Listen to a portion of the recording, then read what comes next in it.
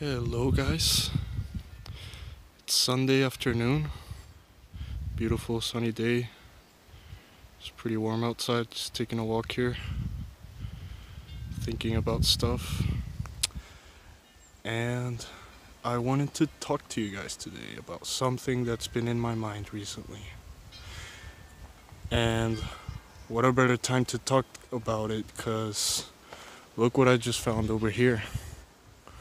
This poor guy, his time came. Just found him right here, ripped open. I don't know if it was coyote or an eagle or something. But yeah, I guess it goes as a good introduction for what I want to talk about. I wanted to talk about duality, death, life, light and darkness. What we just saw. And how it appears to be something that is fundamental about the universe. uh, just as this rabbit here, whatever killed it because it fed off its energy.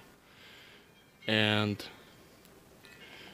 that's basically how life maintains itself. So yeah, I wanted to make the topic of this video today duality, since I think it's something, that everyone lives, whether we are aware of it or not. Duality is a fundamental part of our lives, and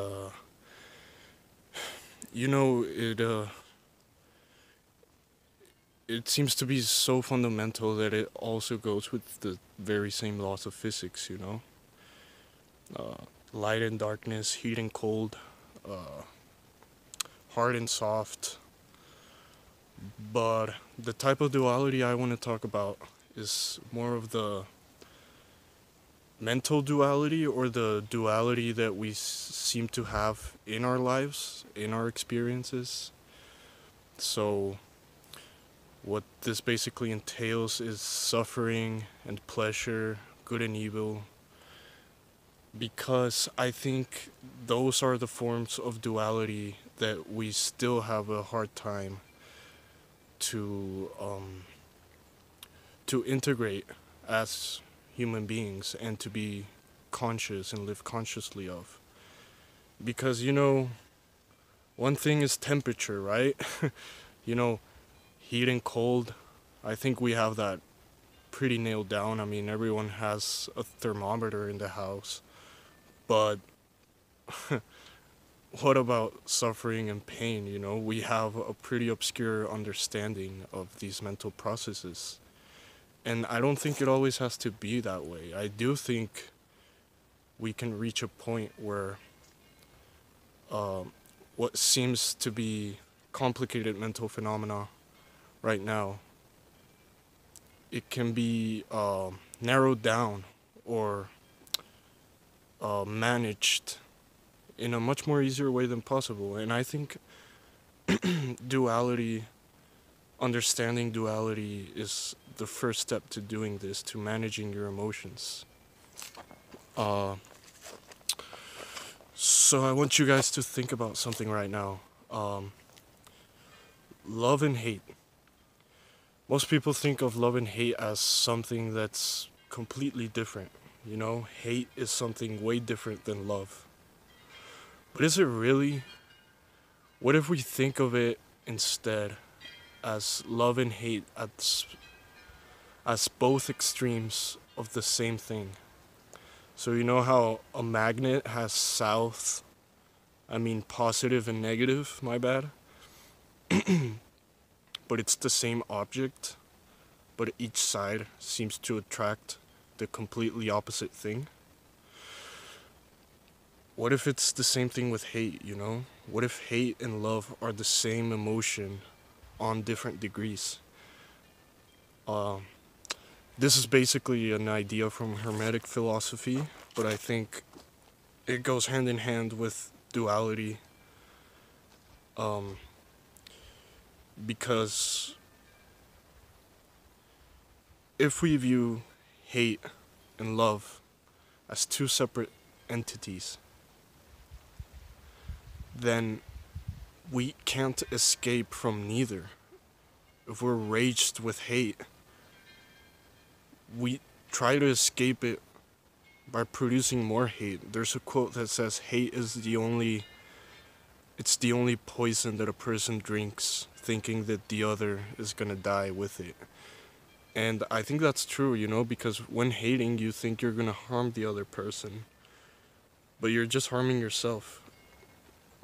But anyways, going back, if we view love and hate as two extremes of the same emotion, then that means that whether you love someone or hate someone, it simply depends on which vibrational state you are within that emotion towards that person. So this idea from Hermetic philosophy about, it's called the principle of polarity, and it basically says that hate and love are two extremes of the same emotion, just as courage and cowardness are two extremes of the same emotion, just as light and darkness are two extremes or two amounts of the same thing. Darkness is the absence of light. And I think it helps a lot to view it in this way, because I think it sheds a lot of light on how we can escape our negative mental states. When a room is dark, you can't shoo away the darkness, You can't wave at the air and make the darkness go away. No, you open the windows and the light comes through. And the darkness goes away on its own once the light comes in. Well, wouldn't the same dynamic maybe apply when we try to get rid of hate in our minds? Maybe instead of shooing away the hate, maybe instead of criticizing ourselves for our negative states of mind, we should focus on the opposite end, on the other extreme. What's the other extreme of hate? Love. So it makes sense that you can't fight fire with fire, It makes sense that if you want to get out of a hateful mindset, you gotta focus on love instead of focusing on killing that mindset. You can't kill it. It's not gonna go away. You can only transform it. And I think this is basically the idea of mental transmutation, becoming the master of your own emotions. Because when you understand that the principle of polarity also applies to our mental emotions, we can apply it to almost every situation. There's days where I feel like a coward and I barely make myself do anything, and maybe I'm scared of the world, and maybe life can seem difficult, and maybe I feel like I don't really know what I'm doing. But wouldn't it make sense that instead of criticizing ourselves for not being enough, for being cowards, instead of being more cowards for being cowards, to focus or to transmute that cowardness into courage by focusing on that courage? And here's where I want to get into the concept of the power of will. How mental will is way more powerful than most people can realize. Because most people, I think, agree that we are, at least to some degree, victims of our own instincts, of our environment, of our cultures, of our pre-programmed mental states. And And, even in our form of speech, when we say, oh, you know, I'm sad, or, you know, uh, I just got a gloomy day, or whatever, we kind of talk about it as if it's something that happens to us, it's something that we have no control over, it's something that we just have to accept, and most people manage it that way. But what I want to get to is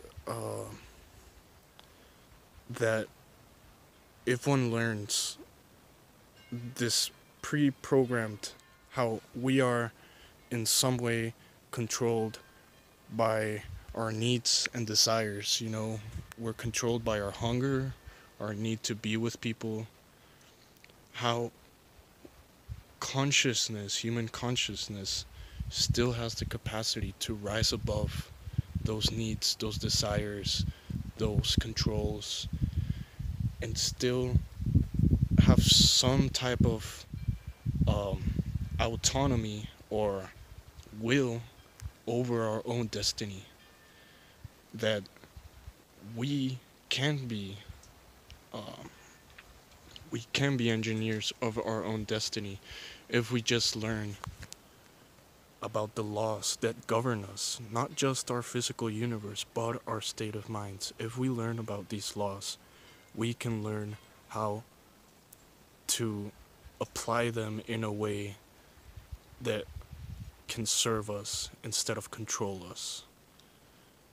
And this wouldn't mean breaking the laws of the universe. You can't break the laws of the universe. It's like I said before, duality is something that you can't get rid of. You can't get rid of death. You can't get rid of evil. You can't get rid of suffering. You can only learn to live by these laws. So, and the beautiful thing to do is to realize why duality is, why there's both the pretty side and the ugly side of things, because one cannot exist without the other. How can you define space without matter? How can you define light without darkness? How can you define good without evil? Because a lot of people, including myself, we tend to focus only on the yang, We want to focus only on the pretty side, on the comfortable side, on the orderly side of things. We want to focus on the light, the life, the goodness, the comfort. But we don't want to acknowledge that we have to go through an equal amount of darkness, of death, of suffering, and that it's this balance between the two that somehow makes life possible. And it's true, You see this right now, in the beginning of this video, that poor rabbit, it died, it suffered, it probably felt a lot of pain. But what came out of that, an animal fed itself. It's gonna decompose and fertilize the plants. And, its atoms, its molecules, the things that used to make up its body are gonna go with the wind and, become something else. And that's basically the destiny of all of us, That's duality. And the beautiful thing is realize how perfect and how much it makes sense that things are this way, I think about it, and would I really want to have it any other way? Because, yeah, suffering sucks, but I can't say that without suffering what I've suffered, without going through what I've gone through, I would be the person that I have today, having the thoughts that I have today. And the more I think about that, the more I wouldn't want to have it any other way. And I don't think any of us would either. it's beautiful, you know, to realize after thinking that life, that we're just victims of life, that, you know, everything is going against us and that we're just being dragged along this machine. And then to realize that everything was tailor made for your growth, for your evolution, for the expansion of your consciousness, the good and the bad things in life. They all served you. So that's the thought I want to leave with you guys today. And let me know what you guys think about all these concepts and how life is going right now. Just comment below. Thank you. And see ya. Peace out.